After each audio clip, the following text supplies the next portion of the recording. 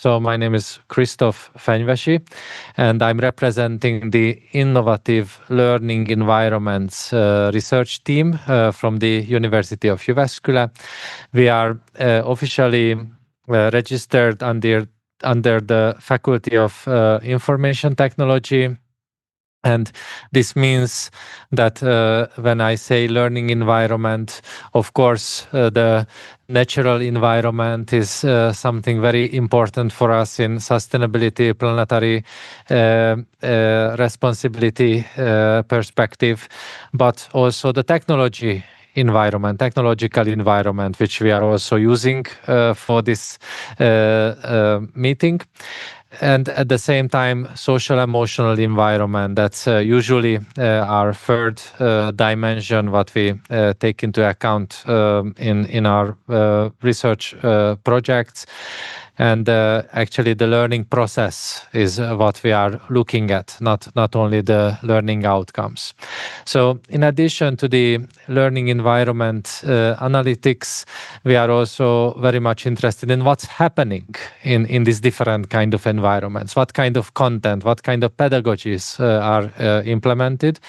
And when we talk about pedagogical approaches, then from Finland, you certainly heard about phenomenon-based learning. So it's really like real-world phenomenon which has multiple dimensions, many perspectives you can approach different things in our life.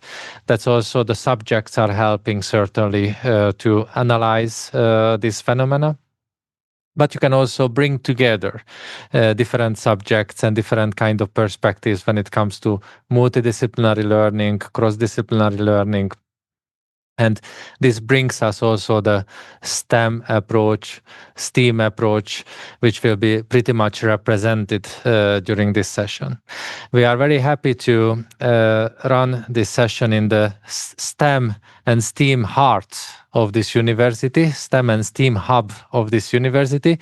And I could ask our non-Finnish participants that what's the word for STEM in Finnish? Okay, Luma. So already Hong Kong people learned it very well. That Luma means STEM in Finnish, but it's also like a concept on its own, because it's not STEM, it's the Finnish Luma what is approached in the Luma Center.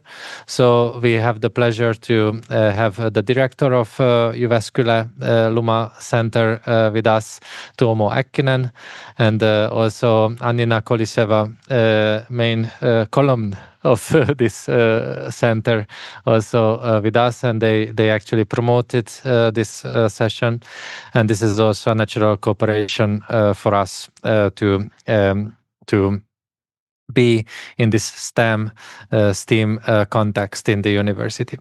So our very amazing guests from the Education University of Hong Kong. We have 5 guests, 5 speakers today.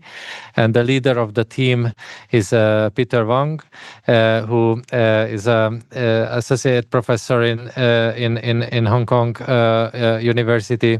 And he's also a developer of STEAM education, also platforms, also toolkits. And in fact, during this week, we had the opportunity to try Hong Kong methods and Hong Kong toolkits designed by Peter and delivered by his team for Finnish primary school students. And you will hear more from these approaches, from these aspects, from a variety of researchers today. So my great pleasure to welcome Dr. Peter on stage. So good afternoon, friends, and actually I'm Peter Wan from the Hong Kong Education University of Hong Kong. Actually, our members are from Department of Curriculum Instruction. So today our colleagues will present our research findings from different perspectives. Mine may be mainly from the curriculum development perspectives, and that our colleagues will focus on digital maker, neuroscience, AI, and assessment and teacher development. So we try to share our research and the practice from multiple perspectives. And my topic is STEM for all and STEM by all. And actually, this is our vision for STEM education. Actually, we have tried for several years to realize the vision. We developed a CVT platform and the CVT curriculum. And today I will focus on introduce our theory and our practice of CVT curriculum, and at the same time will explain how our philosophy of STEM education and our design and the curriculum of STEM education can help us to realize the vision or the dream of STEM for all. Okay, fine. So what he's saying, and the STEM in broad sense can be a calling represent the four primary disciplines from families, including science, technology, engineering, and mathematics. And sometimes we say STEM majors, STEM labels. We use this broad name and but this definition. But when you used in a narrow way or used in the relation to education policy or curriculum, is a very specific meaning. It refers a cross-disciplinary approach to learning. Cross-discipline means during learning process, we should not just focus on one discipline. We may include two or more disciplines.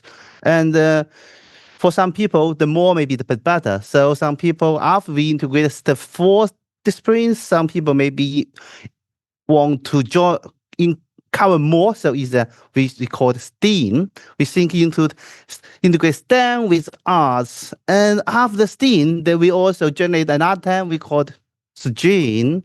We also going to integrate the reading. So there's a question: if the more, the better. Maybe for us, the question maybe depends on different situations. Depends on how do we perceive integration? Is it just a mean, or is it the goal of education? The more the better means integration is the ultimate goal of education. But STEM education, as the many curriculum documents highlight, creativity and innovation is the key goals of STEM education. So how can we use such kind of cross-disciplinary approach to help students cultivate students' creativity is the ultimate goal. If our integration can serve the goal, it's better. If we integrate more, but we cannot achieve the ultimate goal of develop student creativity. So the more integration may be the worse. So the goal should be the ultimate goal of STEM education, or understanding of the ultimate goal should be the basis for us to think about the integration. The more maybe not the better. May not be the better. And actually, cross-disciplinary learning is easy to say, and it's also a good vision, but it's really difficult to implement. There are many difficulties to implement other kind of cross-disciplinary education, like general liberal studies and other kind of progressive curriculum. And for STEM education, in order to implement STEM education for all, means we just cannot teach STEM education to a very little number of special students. We should implement for all. There are two levels of challenges. The first one is the curriculum structure. There are millions of STEM activities. It's difficult for school teacher, to complete all of them in school because we have very limited time. So how can we more effectively teach STEM depends on how can we design a systematic curriculum.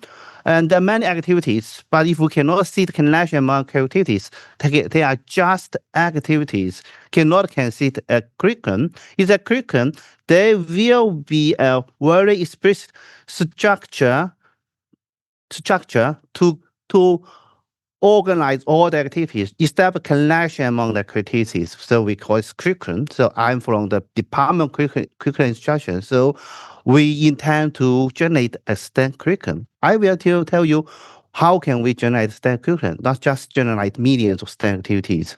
And the second time, STEM is not just for doing or making. Students should learn how to think, how to design. They should have the mind on the hands-on activities. So we need to develop our own teaching pedagogy or teaching methods. They are not really the true engineers, the true creators. They're just students. So our teaching method should integrate both the authentic process in design, reality, and also you can see about the teaching, the needs of teaching, and teaching kids. There are many teaching kids, but most of them are too commercial. Most of the major purpose of produce teaching kids is to earn money. So the philosophy of design teaching kids may not meet the needs of teacher. Maybe they're toys, but they may not be an ideal teaching kids. So we, as an educator, we need to find a way to design appropriate teaching kids to meet our educational purpose. And the first level challenge maybe is more fundamental, and there's some two practical level. There are two challenges at a practical level. We call it level 2 is teacher's competence. Means cross-disciplinary means the student needs to cross the disciplinary boundary. The teacher also need to cross it. It's really a very uncertain situation faced by teacher. So in many research, they report teacher confidence. The major challenge is the education. Jen will report some findings and review paper, and is also find this is a major challenges. And the second one is cater to learning diversities. The learning diversity in STEM education is much greater than normal subjects because the is more complicated. So we can see much more learning diversity. How to cater for learning diversity in the STEM room. And in STEM room, there are many things. There may be telephones, teaching kids. Teacher need to manage too many things at the same time. And catering to learning diversity will be more challenging in STEM education environment. Today maybe all these challenges is not easy to handle all these challenges within a short period of time. And in the past 3 years, our group has tried our best to make some efforts to handle these challenges. And today, I just wish to share our experience, our thinking about our how we have tried to handle it. Now here there is a short video, and in the video maybe you can pay attention. There are some 3 important numbers, and after the video I will explain the key features of our. Interdisciplinary STEM education is a hot topic in global education reform. The Swedish STEM curriculum has 3 main features. Based on the theory of the 4-phase industrial revolution, this curriculum organizes STEM curriculum activities into 4 levels to gradually develop students' creativity. At the same time, the Swedish Pedagogy is adopted into whole activity designs, ensuring the quality and efficiency of each activity's implementation. With the 6-dimensionally expandable teaching kits, students' thinking abilities can be maximally developed. The Swedish STEM curriculum combines traditional face-to-face and online learning methods, significantly reducing the difficulty of implementing STEM education, allowing teachers to start teaching STEM after just 2 hours of training. This innovative training approach is well received by frontline teachers and has already been implemented in over 60 schools. Through implementing new technology, we recently had developed a Swedish AI agent, 我係思維奇博士，有問題請揾我。 which is always available to help students explain the learning content on the platform, discussing the problems that arise during the learning process with them. At the same time, it collects student data to build algorithms, recommending learning activities, accompanying them to explore the broader world of STEM. Welcome to Swedish World. So there's three key important numbers. The first one is 4. What it means 4 is the 4 levels critical structure. This critical structure is generated by referring to the history of Industrial Revolution. And by referring this framework, we designed 40 learning activities and construct 8 modules. Each activity lasts about 1 to 1.5 hours. So such kind of structure, can you see level 1 is the activity from the pre-industrial revolution. It means there are no engine, okay, no steam engine, no motor. They just manual controlled creations, tools. So in this time, human has many reasons create new things in the world. They have students can learn the reason, learn the creativity in this kind of activity. We cannot ignore it. Then that's not just not mean advanced technology. We should start with the basic one. After level 2 is the elect-driven products models. They are refer to the Revolution 1 and Revolution 2. Revolution 1 is the steam engine. Revolution 2 is the electric motors. And the reason of the two periods are similar. Old engine or motor, the output will be rotation. But human use wisdom to turn the rotation in different kind of movement to help us to do some things. This is the reason in the two periods. There are millions of creations, but the reason is similar. And the second level is very popular today. Our products have some intelligence or can react to the environment, and we call it computer controlled product. And if the light is very bright, the curtain can be closed a bit. If the inside there is too hot, maybe even close it to reflect the light outside the building. So we call this the cell level. And the fourth level is very hot topic today is AI intelligence. As AI, they can perceive much more details, can recognize my face. And Christoph, when I come to the door, if Christoph is the machine will open the door. If it's Peter, it's closed. No, it's human, but not the right man. So this matter. And actually, the wisdom in each phase of industrial revolution are very similar. We don't need to teach students all the products. We should focus on teach the wisdom. Why you should do so? Because the technology we are using today will disappear. Most of them disappear 20 years later.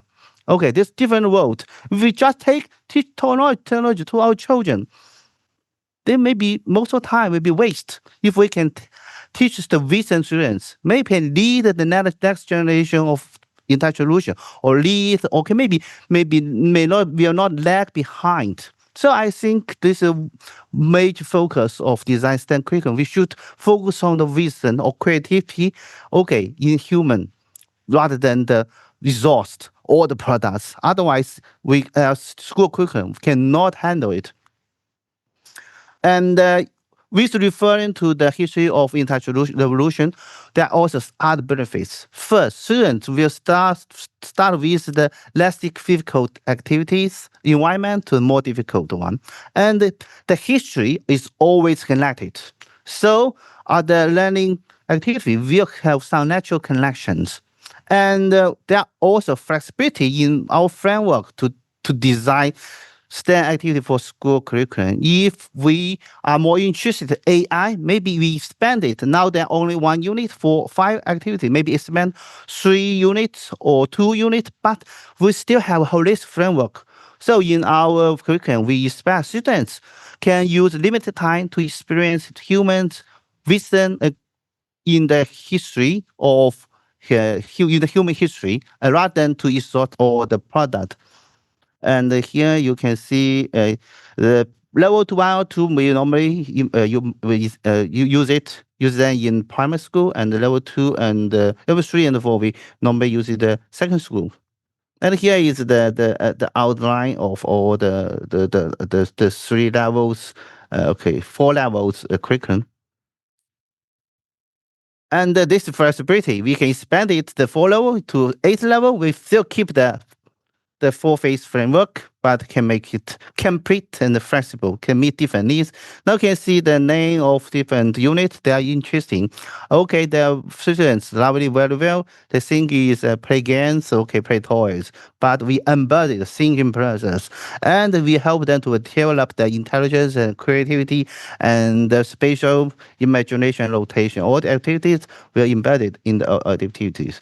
And our integration will not completely, we are not so deep at the starting point. You use E as the core to integrate our subjects, and at the level 3 and the level 4, we use e-engineering and the technology as the core to integrate others. Oh, here is the CPF one. Maybe we skip it. The second, this first number 4, and the second number is 7, and we developed a STEM pedagogy, and maybe it's far too much complicated to introduce it in detail in a 20-minute presentation. But you see, with the initial of the 7 steps, okay, to generate the word "sweetie" to present our curriculum, and I just want to illustrate one step, and the second, the last one, we call innovation. Actually, innovation in the authentic context, work context, is too time consuming. Normally, it take months, years, at least weeks to innovate something. But how can we teach innovation in 1 or 2 hours? It's a really challenge for educators. If you don't have specific design and carefully think about pedagogy, it's impossible. We cannot ask students, be creative, be innovative. They will be creative. It's impossible. We, as an educator, we should create an environment, stimulate the experience, let students experience the process of information with short period of time. This is a challenge. Just like you can see, this is the swing, and can you see what the problem in the swing? Maybe if they can see it, swing. This is not so complete. I just tell the truth, and the swing I show students is incomplete, and the bar on the bottom is missing. Bar on the bottom is missing. So we called it. We want students after build the initial model to think about what are the problems they can identify and solve within a very limited time, 3 or 5 minutes. So we just leave a small problem in the products and ask students to find it. And how students can experience an aha moment in human creation. They can find it. Oh my God, there is missing something. Okay, the model. Teacher, give me it's imperfect. I can find the problem. I can fix it. 3 minutes is enough, but they can have a very deep experience, sense of achievement. This is very important for us to cultivate a creative person. They should be confident. They should be confident to solve identity problem. So we need general opportunity. And this is enough. And the second level, we may ask students add some more function to the model by just part model structure. Swim, still swim, but how can you help me to? Okay, can you play it? Can the video, please? Okay, this is another structure. 啱出嘅童話個十啫，嗰個唯一嘅開始就係你想 share screen 會唔會嘅生活嘅嘢，係啦，然之後再去反思 Okay, 咧， this one 先係全部咁啊呢個老師嘅結構啊。Now, in addition, we also ask students to design and create a new thing. This machine to throw a stone. No model show you, so we can create some new revolutionary new things. So we need this kind of methods to gradually guide students in the environment of innovation.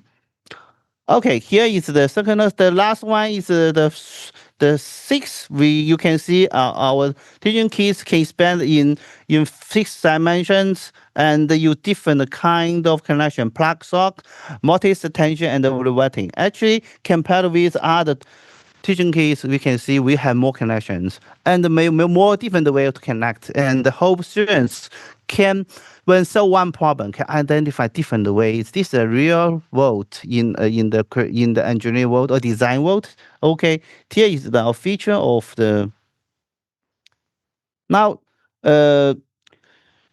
Now in the 4, 7, and 8, actually we have solved the first level problem, curriculum, pedagogy, and teaching kids. And still another problem, teaching confidence, learning diversity. Actually, we further developed the learning platform to solve the problem. And please help me to play it, maybe only 1 minute. Yes. You can see there are many activities and all the platform designed on the Sweetie pedagogy, and we have web framework and with 3 models, and the students can buzz out and the questions to students and animation to guide help. 我們看到在圖片中左下角 And the voice and the test and all the material are on the platform. Theoretic students can learn by themselves, and with their hope that their creativity and thinking will be better developed. Okay, with the platform, actually, we enhance teachers' confidence very much. And actually, out of 2 hours training, the teacher can be confident to teach them by themselves. Use a platform, although they are not very perfect, but can start it. Next slide. And here in the platform, we just teacher will experience dual roles. First, they will experience the platform as students. They know what students will do when you use the platform. After we discussed with teacher how they can use student curriculum for their own students. And then within 2 hours, they have the experience of students and also observed the experience of a teacher, so they can be confident to teach Sweetie curriculum after 2 hour training. And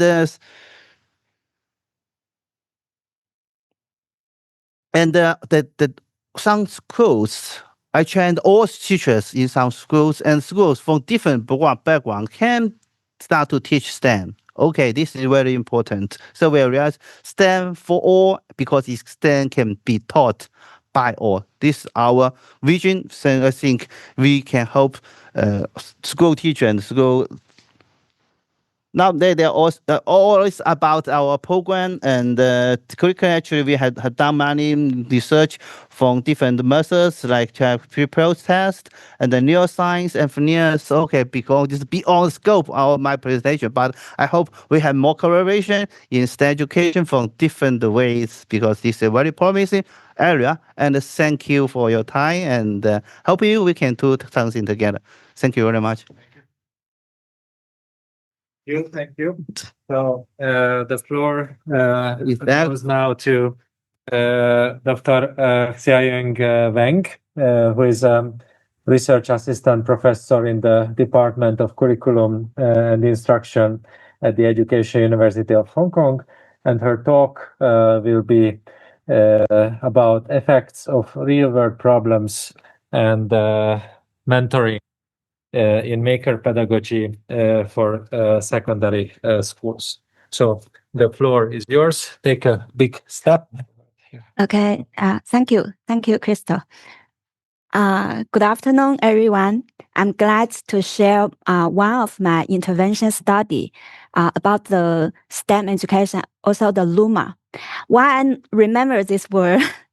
Because while writing the reports, I need to do a literature review, the history of STEM education. So I know that Finland is one of the first countries that starts to develop STEM education all over the world. And then I appreciate it, so I remember this. Yes, today I would like to share some classroom experience regarding the STEM activities using some instructional design, for example, real-world problem or mentoring as the strategies for enhancing students' making experience. And I have some keywords to describe my research, and also my research identity: education technology, I do some research about technology and generative AI for students' development, and also the VR, and also students' higher order thinking skills, creativity, and also entrepreneurship. Yeah, and also STEM is, from my perspective, is the interdisciplinary pedagogy. So I will say some of my studies has been focused on the interdisciplinary teaching or learning practice. So in this particular study on the maker pedagogy, I will have some backgrounds for the integrated STEM. Say, I highlight the integrated. It's not independent. Science, technology, engineering, and mathematics, and they are incorporated. At least the two of them are incorporated in natural ways. As Peter also mentioned, it's in his context is cross-disciplinary. And then I use disciplinary. Maybe something different, but there are many showing the integration trend of STEM education.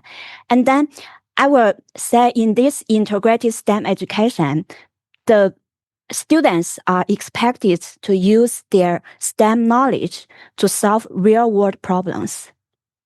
Yes, and based on Harney's book, STEM Integration in Culture of Education, he outlined some outcomes with integrated STEM education. Some are related with students' cognitive competencies, higher order thinking skills. Some of them are students' non-cognitive characteristic development, like STEM interest or STEM identity. Yes, and the making instruction for STEM education, because STEM education become a movement all over the world, but people will have different strategies to conduct STEM education. One of the practice is using making instruction. So the theory behind making instruction, or some universities, they use maker space or making activities, are the constructionism, learning by making. In this theory, it highlights the importance of tools, media, and learning context in the human development. For example, our Sweetie learning kits and also Lego. They are the examples of constructionism activity. And also nowadays we have some digital making activities, coding by using Scratch. It's the digital making activity, but they also are guided by the constructionism. So previously we have some scholars that have reported the outcomes for making instruction for STEM education. For example, some researchers reported students' creativity, critical thinking, and algorithmic thinking after participating in the STEM activities. And also some of them said that the making activities can close the gaps between students who have different interests and the efficacy level, and foster their psychological perceptions towards STEM and also STEM interest, identity. So during the learning activities, students' behavior, cognitive and emotional engagement can be calculated by the relatedness of the learning context. This is one of the research observation in complement to the making instruction, because previously maybe say the making activities themselves may have some benefits for students, but in addition to these reports, we also highlight the relatedness. One concept stream from the self-determination theory, saying that if the environment they care about building relationships, maybe students can have better engagements. And here, the relatedness can be established from two aspects. One is building relationship among the people in the learning environment. You build friendship with your peers, your teacher and the student relationship, or you can build relationship with the learning objects. For example, if I'm a people who care about my career, if say this learning topic is about career development, then I will care about it very much. So building relationship among people and among learning objects can be two strategies to enhance relatedness. So I try to apply the experiences shared by the previous researcher in my own intervention. Here, the real relating to others, building relationships with people in the learning environment. One possible strategy is using the power of role model for students. They can learn from a previous alumni or their friends that has better capability. So building relationships like between teacher or mentor studentships can promote students' behavior engagement, emotional engagement, and cognitive engagement. Is reported by the previous studies. And regarding the building relationship with the learning objectives is to solve the problems for the real world. The goal is to enhance the social goods. So nowadays, students think they have the responsibility and the mission regarding their learning. I think this is one of the points that make STEM education very special. They always care about real world problems. So problem solving for the real world, for the social goods. In this experience, students will have opportunities to build connections between the STEM knowledge and their real life application. And also they have encouragement regarding their learning progress. And then they have their ownership in their learning journey. They think that they are doing something meaningful. And so one of the current, I say, traditional approach, relatively traditional approach, related with the problem solving in Hong Kong schools is the textbook-based problem. Usually, for example, in mathematics or in science, they describe the problem in the textbook. Then students, they use their thinking and write down their sequential in solving the problems. This is the current, or we say the traditional practice in the classroom. So in this textbook-based problem, students are given their year-defined problems, maybe not fixed answers. They may not be required to identify issues by themselves. They are the people who are giving problem, maybe provided by their teachers. They may follow teachers' instruction to solve the problems. So we try to base our intervention in this textbook problem. Then we try to add the real world problem and also mentor as the strategy for our classroom teach practice. So based on the previous study, we expect that if we use the real world problems, we may think students can enhance their critical thinking, collaboration. If we use the mentoring, maybe students' psychological well-being will be improved and their STEM interest or identity may be improved. That's the hypothesis. So in our intervention, we will try to check if our expectations will be achieved, right? So there are some literature review based on the previous study that said the benefits of real-world problem critical thinking, and mentorship, and particularly for the minority students. They may develop stronger STEM identity, and also for female students, mentorship can also play an important role. So based on our observation and the literature review that we have conducted, we found the research gap. It's unclear how the two types of relatedness, building between people and between the learning objects, can affect students' STEM-related attributes differently, particularly in the longer periods of time. And also, how enhancing relatedness can influence the two dimensions of STEM-related attributes, both including the cognitive aspects and the non-cognitive characteristics.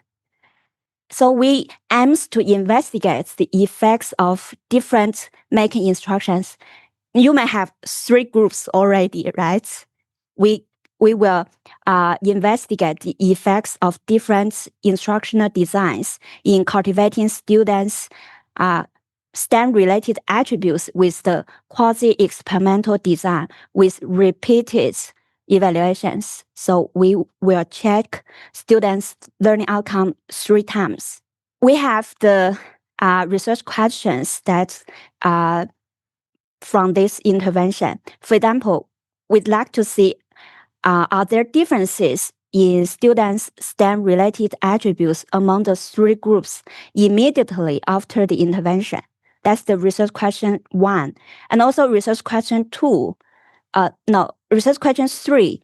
Are there differences in the learning outcomes after 1 year? And then research question 2. Have the 3 groups' STEM-related attributes improved immediately after the intervention? And it can be matched with research question 4. Have the 3 groups' STEM-related attributes improved after 1 year? Immediately is 1 group with 2 research questions. After 1 year, they have 2 research questions and in 1 group. So the 5th research question is, how do the students' learning outcomes change over time? Here is the research flow. First, we need to conduct professional development for the school teachers, and it's a way to control the conditions as well. Then we have the experiment stage with the pre-intervention test, and then intervention with 3 class, and then the post-intervention test. Then after 1 year, we conduct a follow-up test. The intervention lasted for 7 weeks. Between the second test and the third test, there was no intervention. Okay, it's a limitation actually, but I need to share the situation so we may better understand the results. So the activity design, professional development, we conduct the collaboration with the school teachers and the researcher. And also we recruit students, mentors from the university, because the students, they are the secondary school students. Mentors, they are the university students. They are their alumni. Yes. And then we have meetings with teachers and students to help them to become familiar with our Arduino Kids. It's another version of Sweetie, but it's the Arduino Kids. It's more commercial ones. And then we have co-planning sessions and 3 groups, textbook-based problem, real-world problem, and a real-world problem plus mentoring. These are the 3 groups. I have difficulties. Yeah, okay. And okay. Thank you. So the 3 classes of the secondary school students, they are the Hong Kong Form 2 schools. I need to give you the background because in they are the average performance students, and then they have these 3 different activities, this group 1 textbook, and they need to build a traffic light with the Arduino keys by following the instructions in the textbook. The second group, they need to finish the real world problem, saying their community needs to have better automatic traffic lights to serve the community. Students will use their knowledge to build the traffic lights for their own community. And then the third group is adding the mentoring in the second week compared with the real world problem group. So adding the mentoring. And then these are the instruments regarding students' creativity, critical thinking, collaboration. These are the cognitive aspects. STEM interest and the STEM identity are the non-cognitive characteristics. So we can share about the data analysis and co-op, paired sample t-test, and the line chart to show the changes. So we only share about the results. For example, immediately after the intervention, there was no significant difference regarding creativity. But the real-world problem and the real-world problem with mentor group has better critical thinking than the textbook-based group. And then the real-world problem mentoring group has stronger collaboration, STEM interest, and the STEM identity. And all of them improved their outcomes immediately after the intervention, but critical thinking dimension is not significant. It improved a little, just. And then the third research question results. No significant difference in creativity after 1 year. After 1 year, textbook group has stronger critical thinking. It's very special, right? And then real-world problem group has stronger collaboration than the real-world problem group. With mentor has better collaboration. And then the with mentor group has stronger STEM identity and the STEM interest still after 1 year. After 1 year, all of the outcomes declined except the critical thinking is improved. Yeah, critical thinking it become very different from the other learning outcomes. We may have some reflections, like if you use mentor, maybe students will rely on the mentor, less independent thinking. Or we may say maybe during the 1 year empty time, they may experience other things, right? Some possible reasons. I think that's the all the intervention study that I want to share. And also in the reports, I have many findings, discussions, and also some reflections regarding future research areas and limitations.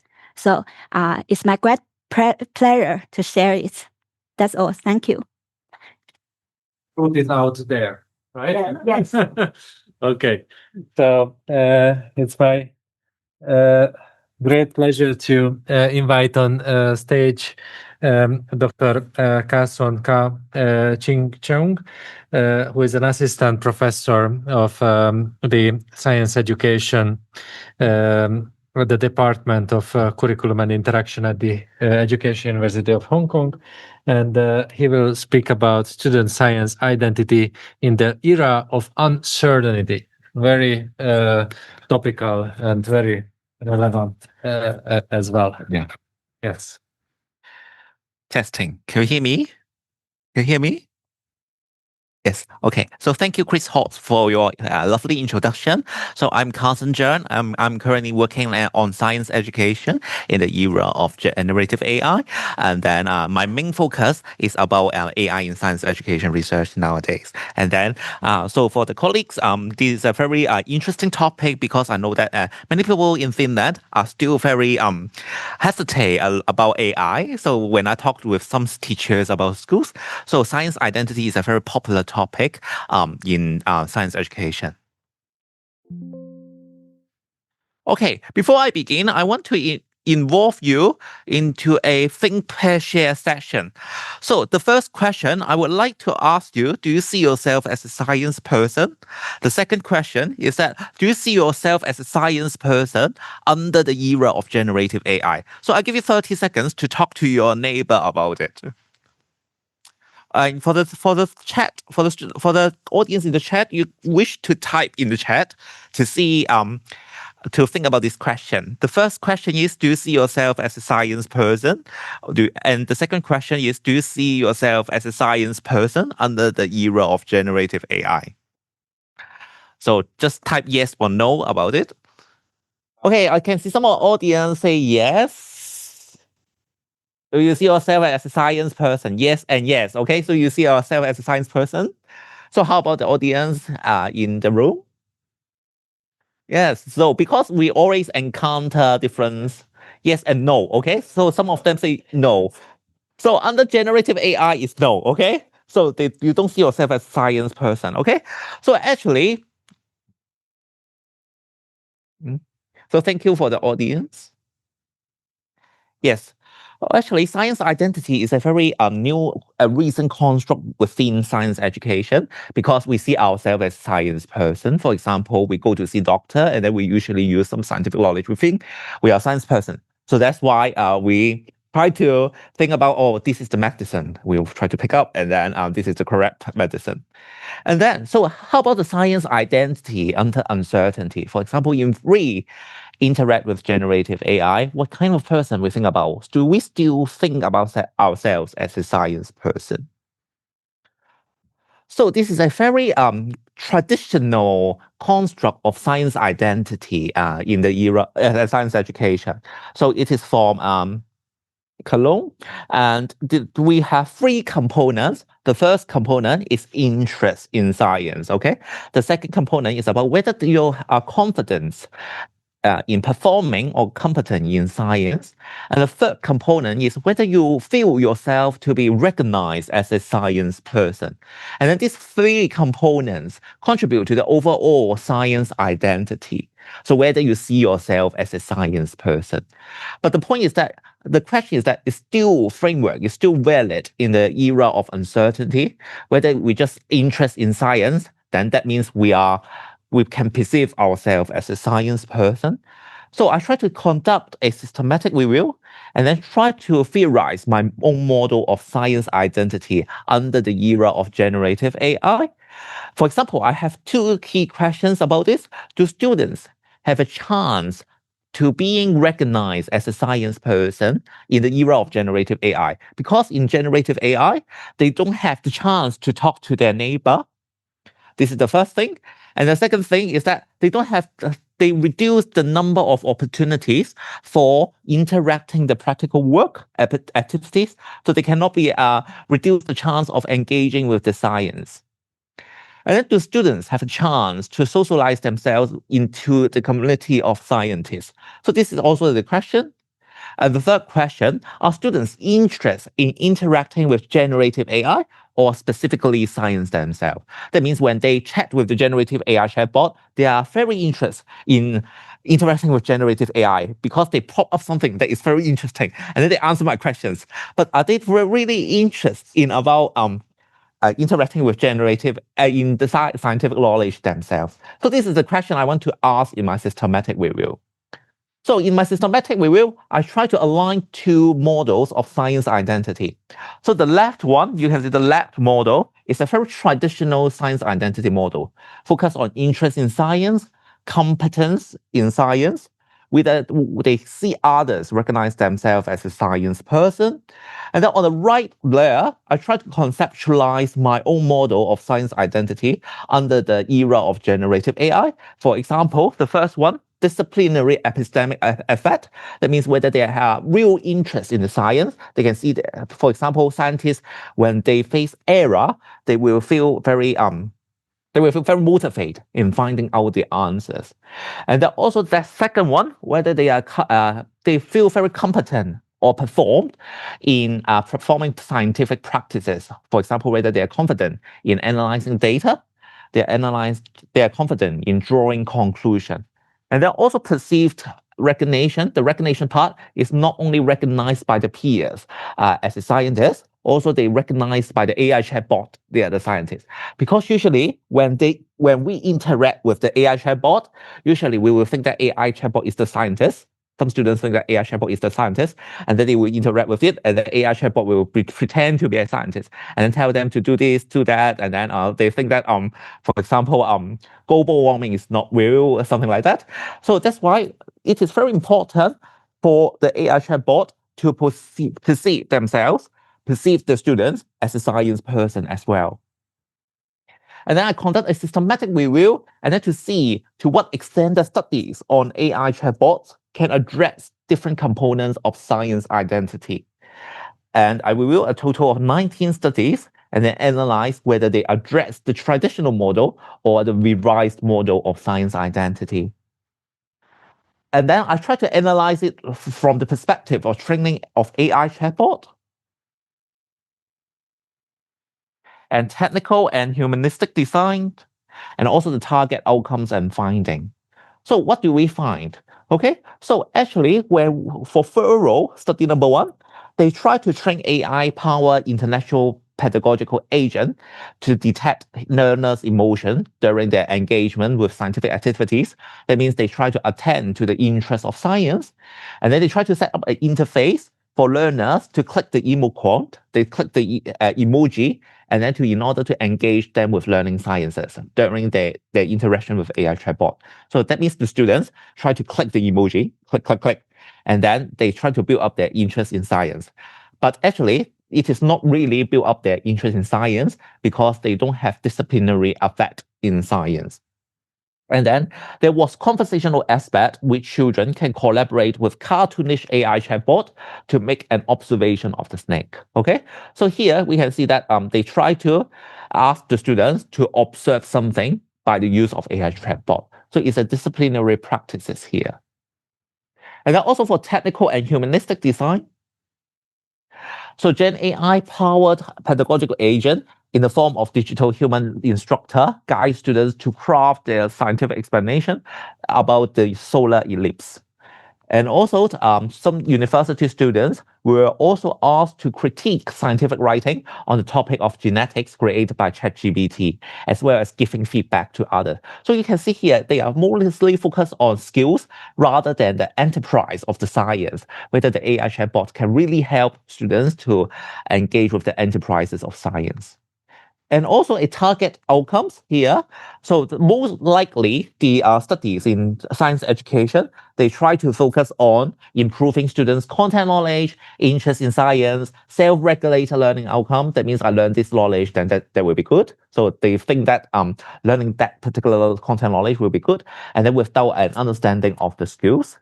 And also, some students engage with AI chatbots, they develop a higher self-confidence in knowledge, but they didn't really develop the confidence in engaging with the scientific practices like analyzing data, making a hypothesis, and drawing a conclusion. So this comes to a very important point. Gen AI usage in science, we add the recognition as a science person. Actually, there are some dilemma between it. And then we need to train or design our humanistic pedagogical design into a science classroom in order to recognize as a science person. And then study number 2, we try to examined different components of science identity among 241 undergraduate science students pursuing a disciplinary specific language enhancement course in a polytechnic university in Chinese mainland. And we want to see whether the frequency of usage of generative AI in science education will affect their science identity. And then we try to explore their students' demographic variables and science identity. So what do we ask? So we try to ask something like, we focus on interest in science, using generative AI to conduct scientific activities makes me feel very excited. And then for performance and competence, we ask the students to rate the Likert scale of 1 to 5. For example, I can do well in using generative AI in scientific activities. And then for recognition, we ask the students to rate the Likert scale that when I am using generative AI, my teachers see me as a science person. And then we want to see whether the frequency of using generative AI will impact or has relationship with these three components of science identity. So, and then also whether it will be translated to the overall science identity. For example, the scale like I see myself as a science person during interaction with generative AI. So let's see what happened. So we try to create a structural equation modeling. For those who doesn't understand structural equation modeling, actually it refers to the interaction and the components, the relationship between different components, interest, performance, recognition, and the overall science identity. And then we see the relationship. So let's see what happened, and then what is the linkage between the demographic variables and science identity component. So on the graph here, you can see how many people not belonging to science. So very few people falling into the extreme. That means very few people thinks that they are, to some extent, they are a science person, but they don't totally agree they are a science person. For example, you can see on the right here, some students say that see myself as a science person under the era of generative AI. So very few students totally perceive themselves as a science person under the era of generative AI. And then most of them are in the middle, okay? In the middle.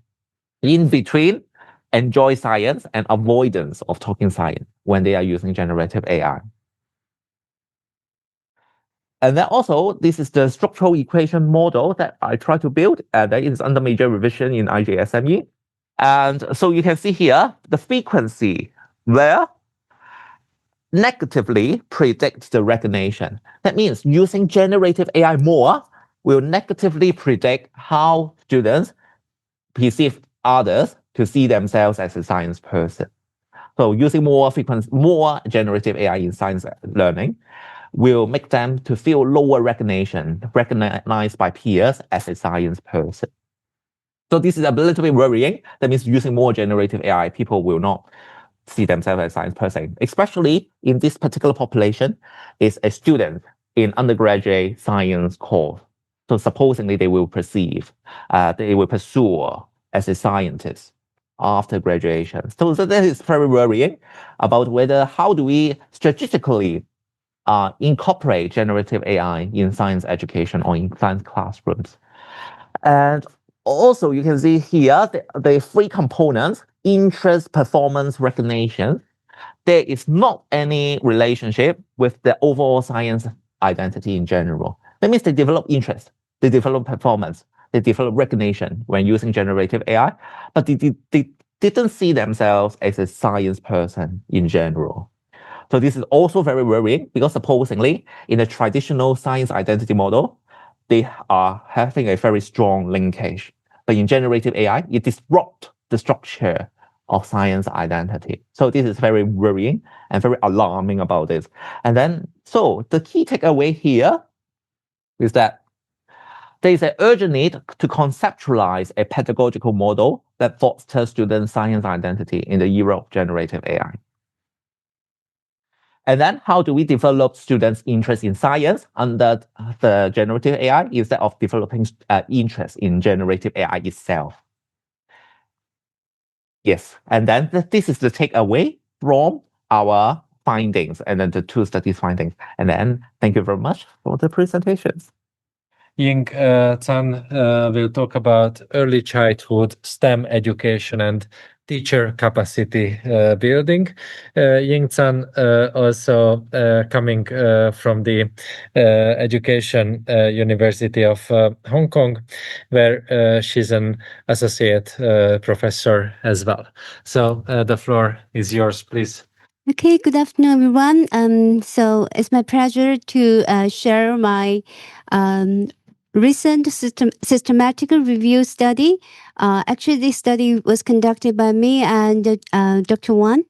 And this study has been published in Early Education and Development, and it has been cited for more than 200 times. So it has inspired the the STEM researchers to do relevant studies in childhood. Okay, now let's go to the topic. So what's a STEM? So you may know what is STEM. So STEM are initials for science, technology, engineering, and mathematics, but it doesn't mean we can simply combine them. So here we highlight integrated approach. So first, STEM actually is an instructional approach which integrates the teaching of, for example, science and mathematics through the infusion of the practices of scientific inquiry, technological and engineering design, mathematics and analysis, and also some 21st century interdisciplinary themes and skills. So integrated approach is emphasized, and also in our systematic review, this is the most important criteria of inclusion of the relevant studies. So you may wonder why STEM in early childhood. Here, I think we consider this topic for three reasons. The first, we know kids are innately curious, creative, and collaborative. So these are the prosperities necessary for STEM learning. And also, we know that the early exposure to STEM education will have a long-term, or we say the lasting cognitive benefits, and also can improve the students' achievements.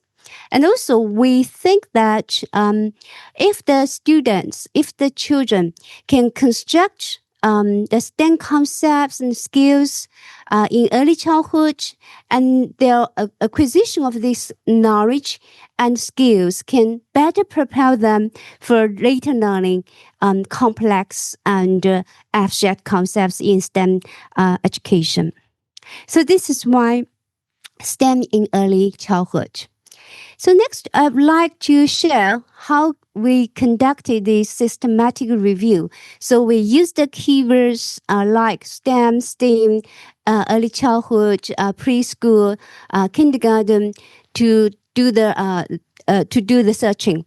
And also here you can see the Prisma's flowchart to show how we selected the papers, and also you can see we have reviewed 24 empirical studies in total.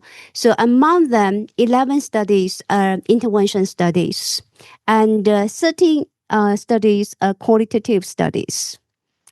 So our figures, so you may notice that our figures is the integration of at least 2 STEM disciplines. So this is our figures. So after we identify these qualified studies and we code them, and also gradually to generate 4 themes. The first theme is the effects of STEM learning. And the second theme is about teachers' views and professional learning. The third one is about parent and STEM education. The last theme is the students' experiences of STEM learning. Now, next, I'd like to introduce these 4 themes. The first one is about the effects of STEM activities. So we identified 4 types of STEM activities in preschool. The first one is programming robots. The second one is traditional engineering design. The third one is digital games. And the last one is comprehensive approaches. Now let's look at the programming robots. So we know in these kinds of activities, the students need to manipulate the robotic sets and then write some programming commands. So what's the effects for the students after they do these programming robotics activities? So we can see the studies showed that children improve their sequencing skills, and also they acquire better programming knowledge and develop their positive attitudes towards engineering careers. So this is the first type of activities. And the second type of activities is the traditional engineering design. So, for example, we ask the children to build the bridge or make some basket, something like this. For example, this is a paper basket to carry rocks. Okay, so these kinds of hands-on projects. And we found that the effects of this traditional engineering design actually help the students to improve their understandings of engineering and technology. And also they develop their understanding of what engineers do and what scientists do. So they develop their career aspiration of scientists or engineers. And then let's look at the third type of STEM and learning activities is digital games. So we divide these digital games into two types. One is interactive digital games, and the other is the non-interactive games. It means that students watch others to playing games. Okay, so you can see these kind of STEM activities produce the impacts on measuring skills and numerical cognition. But interestingly, you can see watching sometimes better than playing for transfer tasks. If you ask the students to do the similar tasks, the students can better perform, by watching others playing the games. So this is a kind of what we call it observational learning. And then let's look at the fourth type of STEM learning activities. It's a comprehensive STEM approach. It means that it includes more than one activities, just I mentioned. For example, the students can do their science units, which include engineering tasks and also digital games. So according to these studies, then you can see that this comprehensive STEM approach actually increases the students' mathematics proficiency quite a lot, significantly. So this is the first thing. Let's look at the second thing is the teacher's view of STEM concept. Then you can see 62% of the teachers saw the STEM as the separate subjects. Only 6.8% of the teachers saw it as integrated. So this is the big message for us. Although we highlight the STEM education is the integrative thing, but teachers always think this is a subject-based teaching. So we need to pay attention to this. And also in the kindergarten, the teachers emphasize more hands-on play-based learning. But I think it is understandable. In kindergarten, play is the major activity that teachers use in the classroom. And then let's look at the teachers' perceptions of values of STEM. And then you can see the teacher hold a very positive attitudes towards STEM. They believe that STEM builds foundation for future learning and prepare the students for careers in global competition. And also STEM can help the teachers to establish up a very interesting, engaging learning environments. Let's look at the challenges. Actually, just now, Peter and our colleagues talk about the challenges of STEM education. So here we found the similar things through our systematic review. Here I would like to highlight the first one, time constraints. Why I highlight this? Because yesterday I visited a Finnish school and I talked with the Finnish teacher about STEM education in local context. She told me most of the teachers thought STEM learning is extra thing they need to do in the classroom. So it means that they need to sacrifice their classroom time to do STEM education. So it means it's time consuming, maybe may not give the teacher, some immediate benefit. And also here, I would like to highlight another thing is the teachers' low confidence in STEM knowledge. So they lack of self-efficacy in conducting STEM learning in classrooms. So this calls for professional training for teachers. But according to our systematic review, we found that the professional training always very short. And also have very limited impact on teachers' confidence. So this will raise our concern about how can we train the teachers. So is it ongoing training is enough? So later I will propose a training model for us to think about. And then let's look at parents' attitudes towards STEM. And also you can see very positive views on STEM's educational and economic value.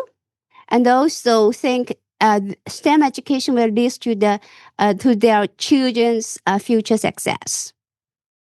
So how about students? The students, then you can see, and they have very high enthusiasm and also very active engagement in STEM learning activities, and they are willing to do more. So this is the students' experience, their motivation is very high, and also they think through STEM learning they can increase their communication and their teamwork spirit, and also they do more sharing and know how to take turns, and also deeply involved in planning, testing, and refining. So this kind of scientific inquiry, and they are more willing to talk about STEM topic at home. Now let's think about the key takeaways, the students' parents. So just now we mentioned very positive reaction to STEM, and students have high motivation, and also these STEM activities are very close to their real life, and the parents see the long-term values. How about teachers? So the teachers see the values but lack confidence, okay? So they need better training and resources. And the most important thing is they struggle with integration. So how to integrate different subjects in one topic. So the future research directions. Here, I would like to highlight two important directions. The first one is to develop progressive curriculum.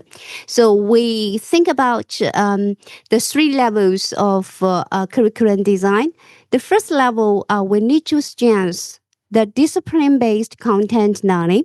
So help the students to establish the fundamental, knowledge and skills for each discipline. So I think this is the foundation. And the second level, that we can do the discipline-based integration. So you can have one subject as the base. Based on this, you to think about how to integrate other subjects. Like if you do the scientific inquiry, then you can connect the scientific inquiry with the mathematics and technology. And the third level is chance discipline integration. So it's called as the innovation-driven integration. So this is a kind of progressive curricula. So we cannot achieve the integration, in a very short time, right? So it's a long-term objectives first. And another thing is about how to assess the interdisciplinary skills. So we know that in the previous studies, we often highlight the students have acquired some subject-based knowledge and skills like mathematics proficiency, the sequencing skills, right? How about the interdisciplinary skills like critical thinking, their problem-solving skills, and their collaborative skills, something like this. And also, we go back to the key things that if you want to implement STEM learning in classrooms successfully, teachers play very crucial roles. So how can we train teachers? So here we propose a promising model That is the knowledge transfer model. So we actually classify it like the 6 steps. The first, the teachers need to be aware of the STEM knowledge and skills, and how can we get access to this knowledge and skills? And then the teachers need to learn to acquire these knowledge and skills, right? And then we know that we need to localize something. So you need to transform the acquired knowledge and skills according to your classroom realities. So it's a kind of a transformation. But it doesn't mean if you can localize these skills and knowledge, you can use it. You need to do association. That association is your teaching goals, your organizational goals, your school goals, right? How can we combine this with these transformed knowledge and skills? And then you can do the application. But last, we highlight externalization. Externalization is just like you need to share. You need to share to establish the learning communities. Through the sharing, you get the feedback, and then you can strengthen your professional skills in conducting STEM learning activities in classrooms. Okay, to make a conclusion. So we are very positive, right? STEM early childhood is feasible and beneficial. And the students' parents are enthusiastic. Teachers need support and training. So we call for the actions to integrate STEM and learning in classroom in a careful way. So we can start with the teacher training, leverage children's natural curiosity, connect the existing curriculum, and consider the local context. So together, we can build a strong foundation for the next generations of STEM innovators. Thank you very much. So thanks a lot for everyone joined, and let's continue soon. The material will be also shared on in our research center's website and YouTube. Okay, thank you so much for everyone.